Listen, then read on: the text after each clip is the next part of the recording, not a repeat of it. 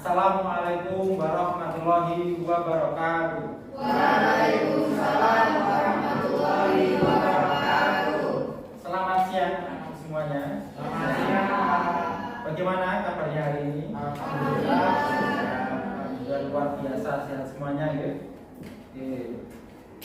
Sebelum pembelajarannya dimulai, mari kita berdoa terlebih dahulu. Ketua kelasnya siapa ini? Saya. Mas Razian, silakan dipimpin untuk berdoa terlebih dahulu. Semuanya di tempat duduk siap-siap. Sebelum mulai pembelajaran pada siang hari ini, mari kita berdoa bersama-sama. 1, 2, 3. A'udzu billahi minasy syaithanir rajim. Bismillahirrahmanirrahim.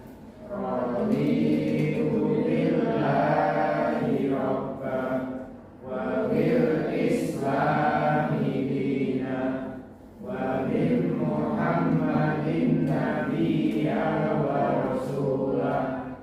Rabbi zidni ilman warzuqni fahman. Amin. Selesai.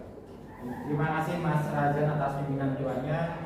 Semoga berkat dari doa tadi pembelajaran kita pada siang hari ini bisa berjalan dengan lancar dari awal sampai dengan akhir, begitu ya? Amin ya rabbal alamin. Saya absen dulu ya untuk pertemuan hari ini jam ke berapa ini? Jam ke-7 dan ke-8. Ya. Saya presensi dulu dari yang paling atas, Alia Daruja. Mana Mbak Alia? Oke. Angel Junita Stefani, ya. Aulia Nur Safitri, Damar Rahmanto Hakim. Selanjutnya Raditya Pratna Wijaya, Razia Naufali Raharjo,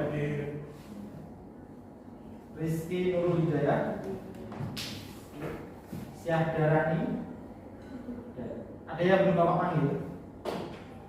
Sudah semuanya ya? Oke, luar biasa kelas 10A. Ini siang-siang sepertinya ngantuk semuanya ini. Ngantuk atau lapar ini? Ngantuk ya? Biar semangat dikasih apa ini? Dikasih uang. Nanti kalau pulang sekolah minta uang jajan ke orang tuanya masing-masing ya. Nah, saat ini sebelum pembelajaran kita lanjutkan, Bapak mau memberikan sebuah video motivasi agar kalian dalam menuntut ilmu pada siang hari ini tidak bermalas-malasan sehingga bisa semangat lagi dalam menuntut ilmu. Begitu ya? Siap saya putarkan ya? Oke, sebentar saya. Ini ada video singkat nanti bisa disimak. Kelihatan ya?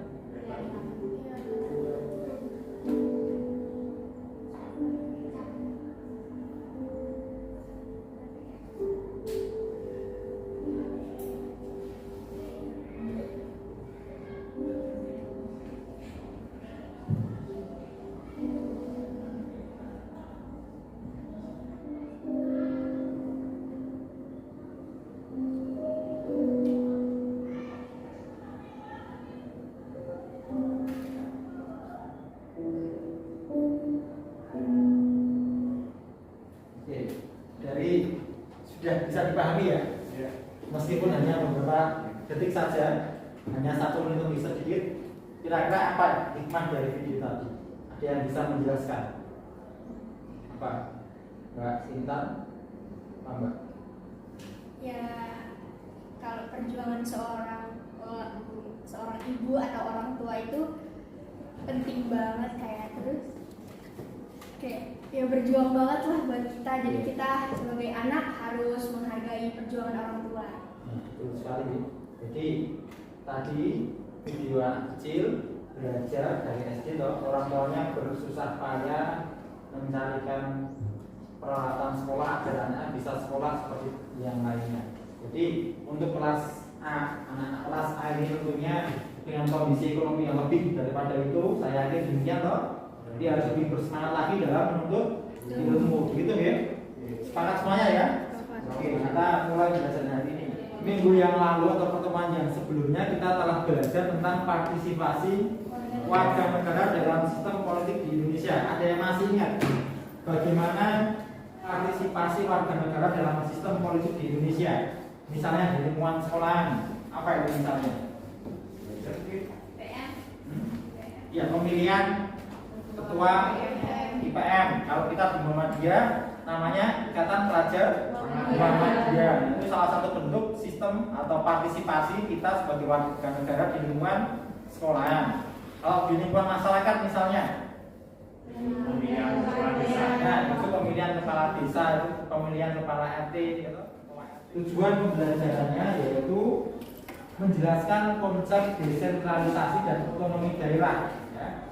Menjelaskan konsep otonomi daerah, terus menguraikan otonomi daerah dalam negara kesatuan Republik Indonesia, terus menguraikan landasan hukum penerapan otonomi daerah di Indonesia dan lain sebagainya.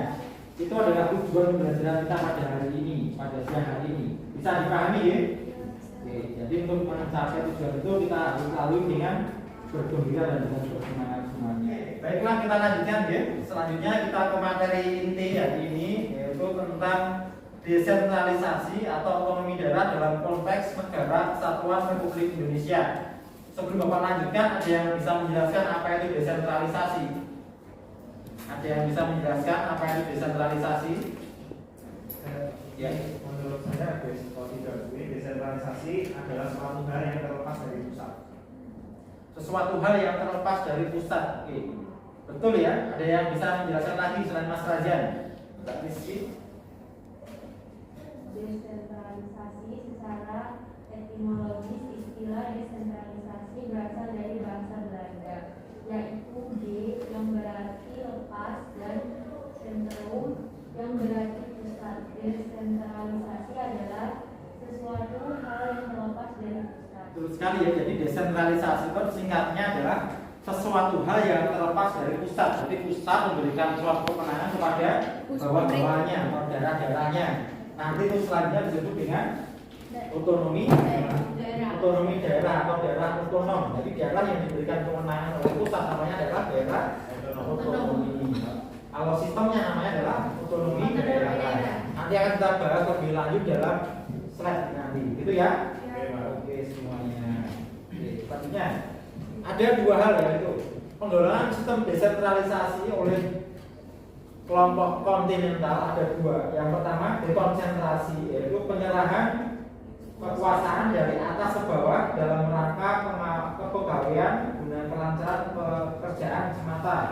Terus yang kedua desentralisasi ketatanegaraan, bisa disimak di slide itu ya, merupakan pemberian kekuasaan untuk mengatur daerah di dalam lingkungannya guna mewujudkan asas demokrasi dalam pemerintahan negara. Bisa dipahami ya perbedaan antara dekonsentrasi dan desentralisasi ketatanegaraan.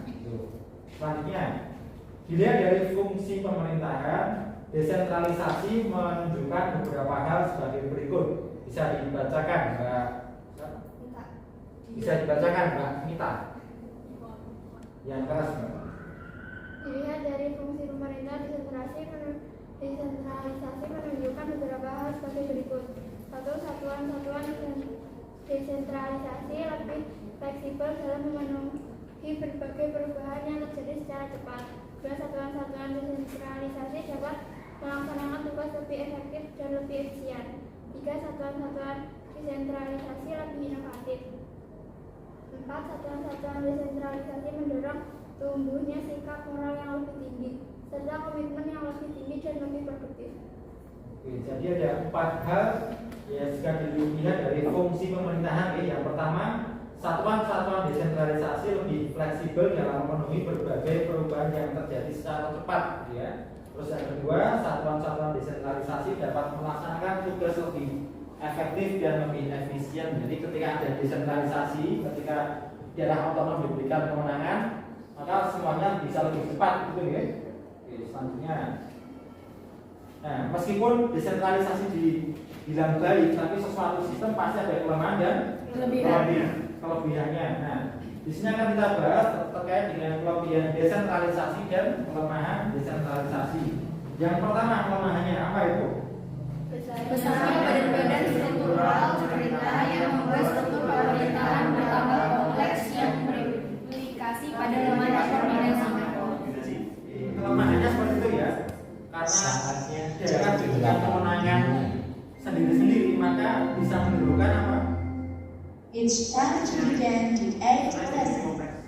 Bisa menimbulkan kesenjangan antara daerah A dan daerah B misalnya daerah untuk daerah A lebih besar daripada daerah untuk daerah B, gitu ya.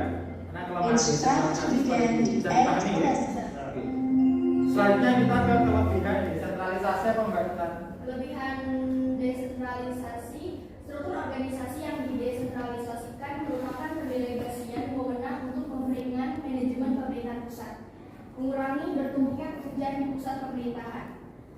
Dalam menghadapi permasalahan yang amat mendesak, pemerintah daerah tidak perlu menunggu intervensi dari pusat.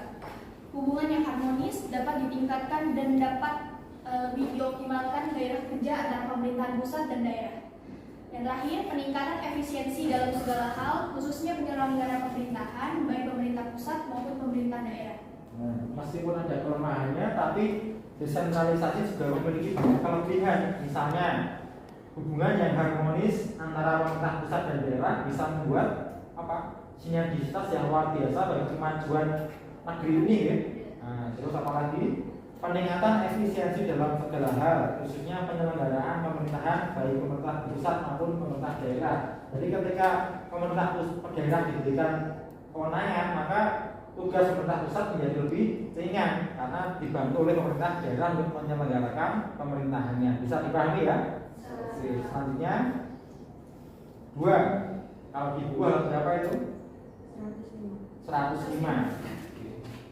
Nah, baik, selanjutnya halaman 105 tentang otonomi daerah. Yang pertama, pengertian otonomi daerah menurut Agus Santoso. Ya. Kemudian ada C.J. Vansen, terus ada J. Warjo, ada Adan Sarifudin. Jadi ada banyak sekali pengertian-pengertian tentang otonomi daerah. Nah, untuk kita bahas dulu yang 3 ini saja.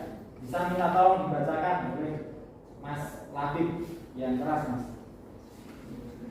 Pengertian otonomi daerah menurut Agus Santoso. J. Vansen, otonomi daerah adalah hak untuk mengatur urusan-urusan daerah dan menyesuaikan peraturan-peraturan yang sudah dibuat dengannya. J.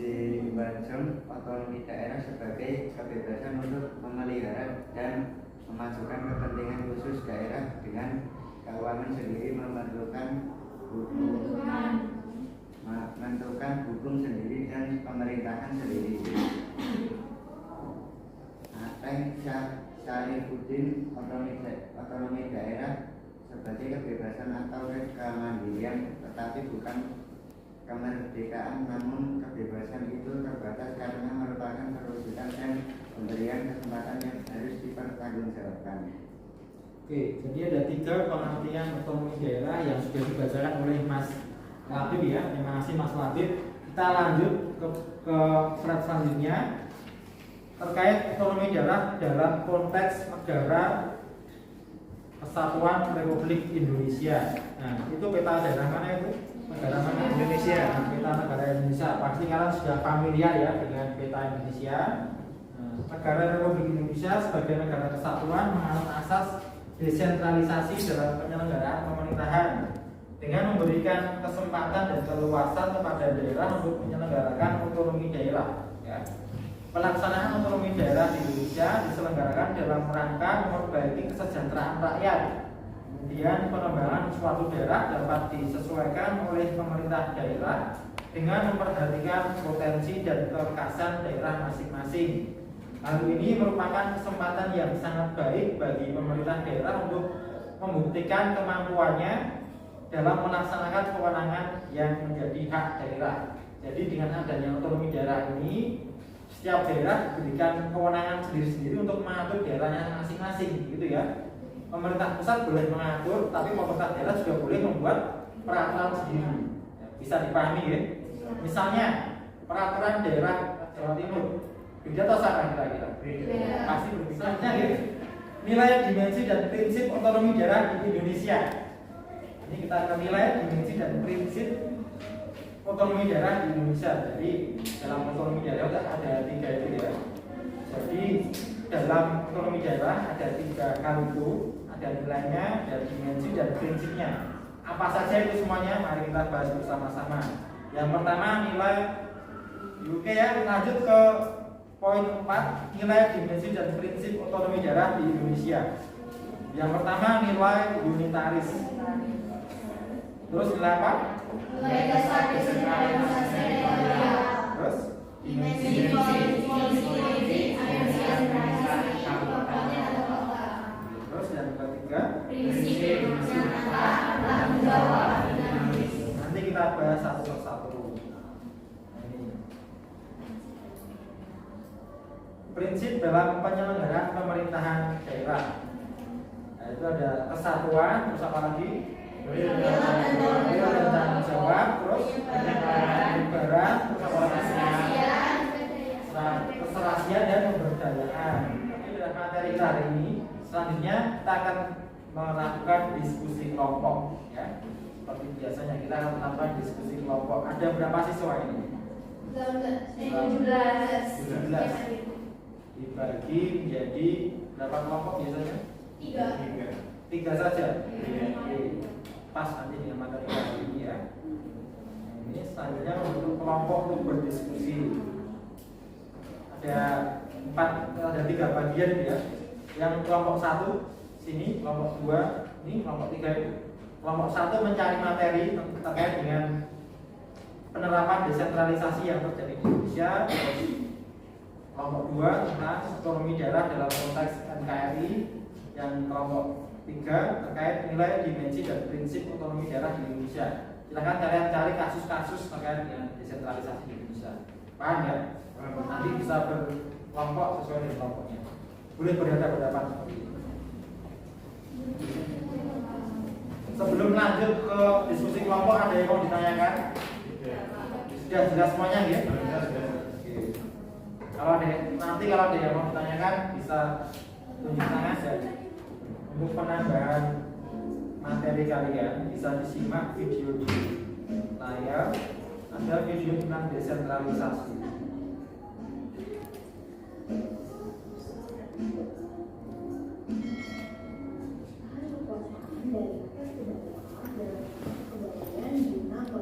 Sudah jelas? Silakan bergabung ke sini mas. Sana ya. Bisa melingkar kelompoknya, jadi biar diskusinya lebih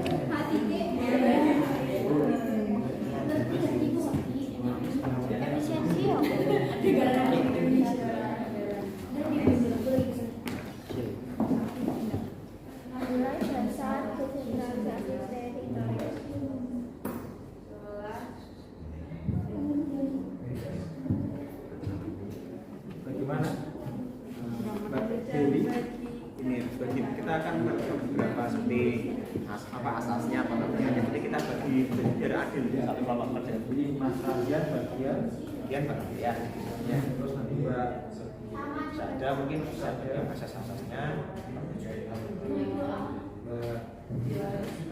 Bisa kemudian nanti bisa kelebihan bisa kekurangan. kekurangannya Mas nanti bisa ditambahkan ya.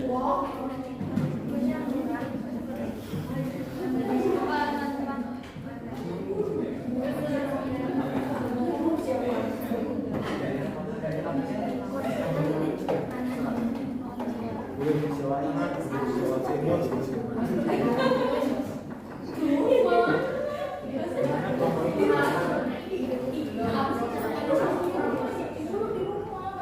kekurangannya sudah dicari belum?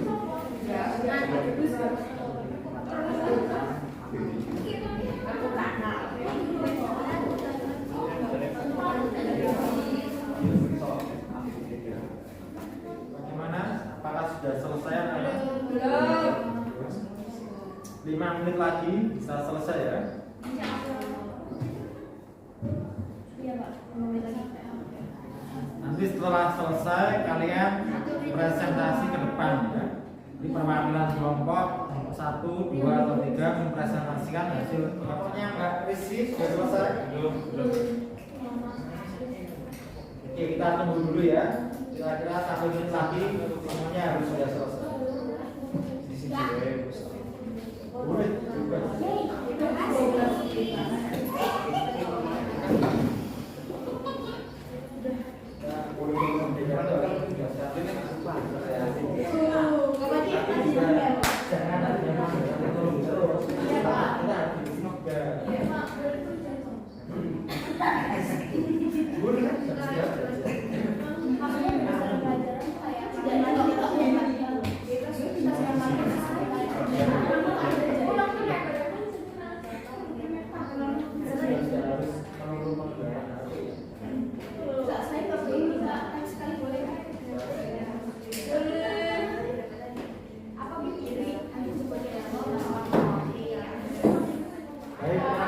Sudah selesai semuanya?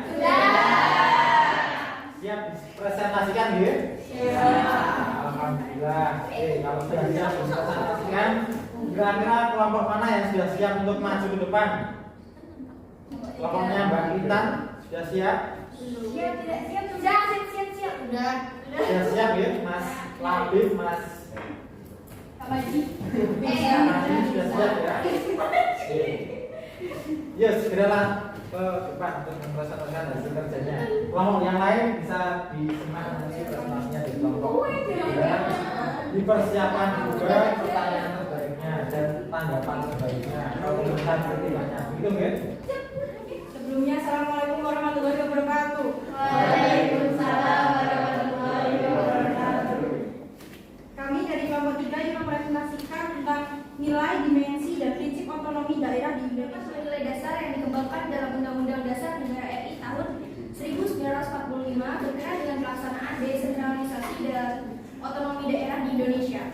A. Nilai unitaris yang diwujudkan dalam pandangan bahwa Indonesia tidak mempunyai kesatuan pemerintahan lain di dalamnya yang bersifat negara atau inherent state, yang berarti kedaulatan yang melekat pada rakyat, bangsa, dan negara Republik Indonesia tidak akan terbagi di antara kesatuan-kesatuan pemerintahan. B. Nilai dasar desentralisasi teritorial yang bersumber dari isi dan jiwa pasal 18 Undang-Undang Dasar Negara Republik Indonesia tahun 1945. Berdasarkan nilai ini, pemerintah diwajibkan untuk melaksanakan politik desentralisasi dan dekonstruksi di bidang ketatanegaraan.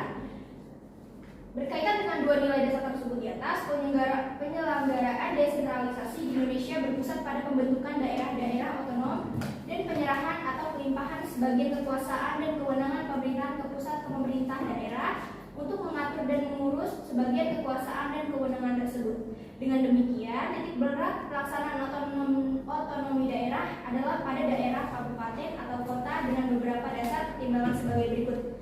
1. Dimensi politik, kabupaten atau kota dipandang kurang mempunyai fanatisme kedaerahan sehingga risiko gerakan separatisme dan peluang berkembangnya aspirasi federalis relatif Selain itu terdapat 5 prinsip dalam penyelenggaraan pemerintah daerah. Berikut uraiannya. 1. Prinsip kesatuan. Pelaksanaan otonomi daerah harus menunjang aspirasi perjuangan rakyat guna memperkokoh negara kesatuan dan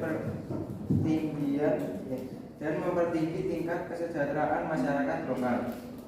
2. Prinsip real dan tanggung jawab. Pemberian otonomi kepada daerah harus merupakan otonomi yang nyata dan bertanggung jawab bagi kepentingan seluruh warga daerah. Pemerintah daerah berperan mengatur proses dinamika pemerintahan dan pembangunan di daerah. 3. Prinsip penyebaran. Asas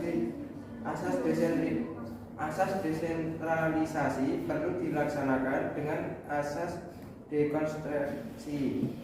Caranya dengan memberikan kemungkinan kepada masyarakat untuk kreatif dalam membangun daerahnya.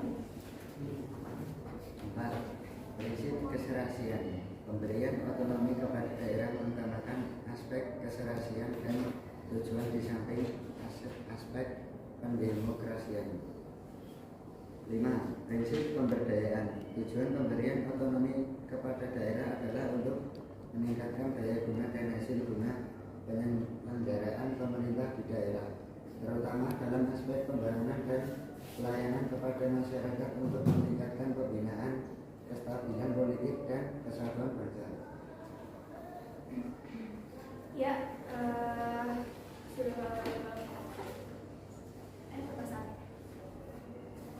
ya, adapun permasalahan Ini masih lama. enggak. Sekarang selanjutnya sesi pertanyaan. Jika ada yang belum jelas silakan ditanyakan, tapi jangan meminta kepastian karena di sini kami presentasi bukan mengisi hati kalian langsung nih.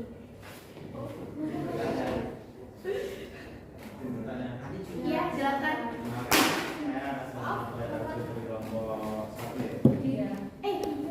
Mas, berdiri Mas.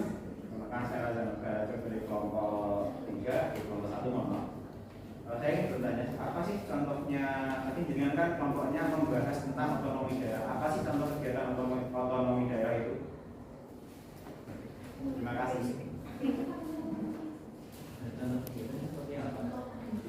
Ya, pertanyaan dari Mas Raza terkait dengan apa contoh kegiatan otonomi daerah di Indonesia. Jadi contoh penerapannya seperti apa gitu ya Mas Raja? Kegiatan dari otonomi daerah Bisa dijelaskan.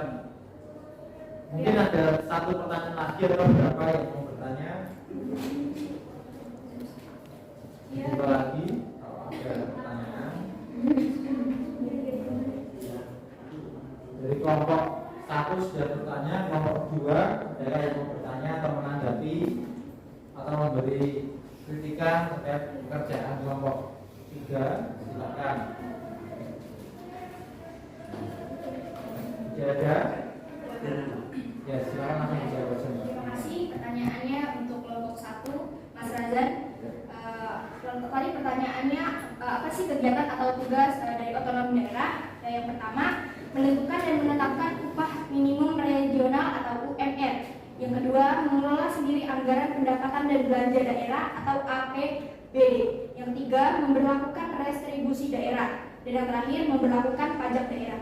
Terima kasih. Terima kasih, sangat jelas dan cukup untuk saya. Bagaimana Mas Raja sudah puas dengan jawabannya oleh kelompok 3? Terima kasih. Sekian dari kelompok kami. Bila ada salah mohon maaf. Wassalamualaikum warahmatullahi wabarakatuh. Waalaikumsalam warahmatullahi wabarakatuh. Langsung kelompok 3. Selanjutnya kelompok yang maju, kelompoknya Mas Raja. Waalaikumsalam warahmatullahi wabarakatuh. Silakan kami dari kelompok 1. Nama saya Raja Mawarjo. Dari Indonesia. Saya dari Akuya. Pada kesempatan kali ini kelompok 1 akan membahas materi tentang desentralisasi. Jadi apa sih itu desentralisasi? Jadi desentralisasi itu penyerahan perusahaan pemerintahan dari pemerintah atau daerah tingkat atas ke pemerintah atau daerah tingkat bawah. Desentralisasi. 1. Desentralisasi sebagai Sorry, penyerahan narrator dialogue. kewenangan dan Okay. kekuasaan. 2. Desentralisasi sebagai perlimpahan kekuasaan dan kewenangan. 3. Desentralisasi sebagai pembagian, Not here. penyebaran, perencanaan, pemberi Turn kekuasaan off dan Dojo Engine kewenangan. awesome. Don't. Tujuan desentralisasi. Tujuan desentralisasi adalah meningkatkan kesejahteraan dan menjadi upaya mengurangi angka kemiskinan di daerah. Penerapan desentralisasi.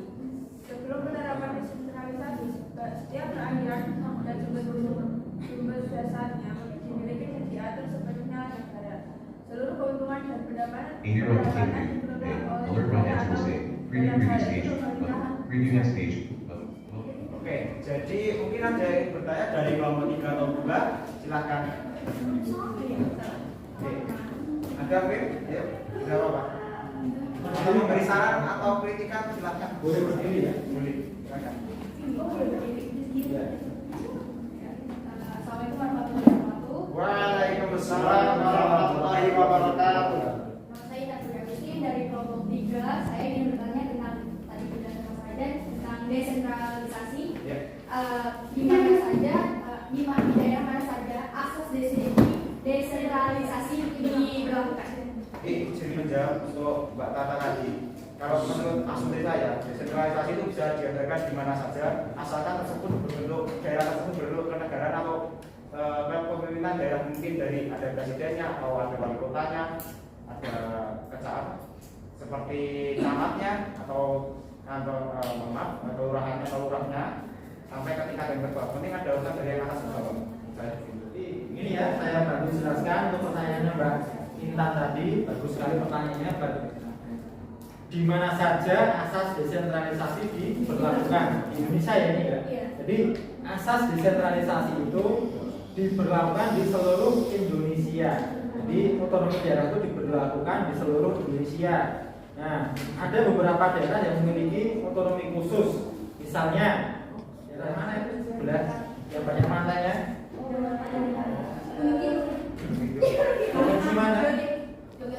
Yogyakarta, betul sekali. Nah, salah satu daerah yang diberikan otonomi khusus yaitu daerah istimewa Yogyakarta. Di Yogyakarta itu tidak menggunakan istilah gubernur, tapi menggunakan istilah apa?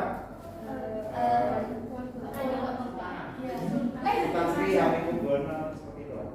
Menggunakan apa? Ya betul sekali. Di Yogyakarta itu menggunakan sultan. Jadi contohnya daerah-daerah yang memiliki otonomi khusus, misalnya ada Yogyakarta, terus ada daerah ibu kota Indonesia, Jakarta, terus mana lagi? Daerah Papua, terus mana lagi?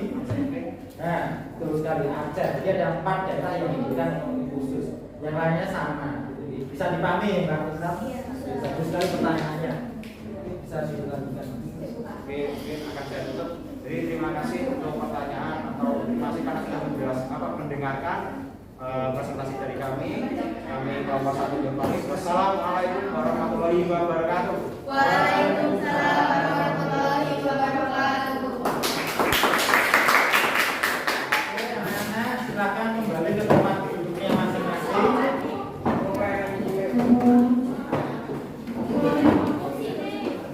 Ya, tempat duduknya ditata lagi seperti semula, yang rapi, yang bersih. Ya. Sudah semuanya.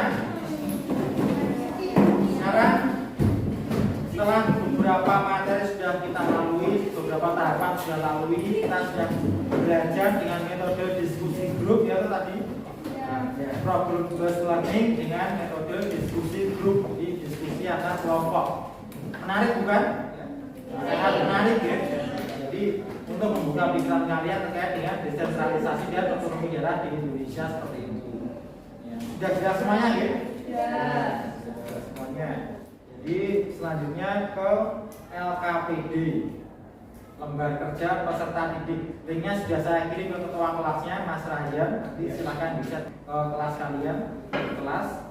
Ya, silakan dikerjakan LKPD-nya. Waktunya hanya 5 menit, itu singkat. Maksudnya bisa masuk semuanya. Ya, silakan dikerjakan. Isi nama dan identitasnya dengan lengkap, kemudian diisi, setelah selesai dikumpulkan.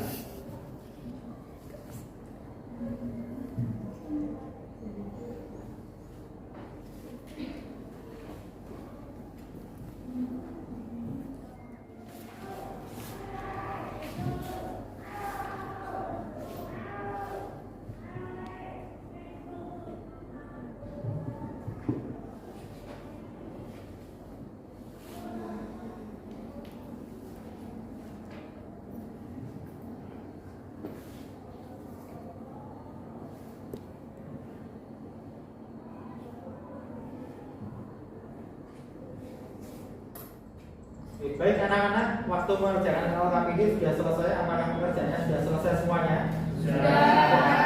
Alhamdulillahirobbilalamin, sudah selesai semuanya. Oke. Baiklah, kita sampai di penghujung pembelajaran kita pada siang hari ini. Jadi kita tadi sudah mempelajari tentang desentralisasi atau otonomi daerah di dalam konteks Negara Kesatuan Republik Indonesia. Dari mulai landasan hukumnya, terus nilai, dimensi, dan prinsipnya sudah kita pelajari semuanya. Sudah jelas semuanya ya? Ya.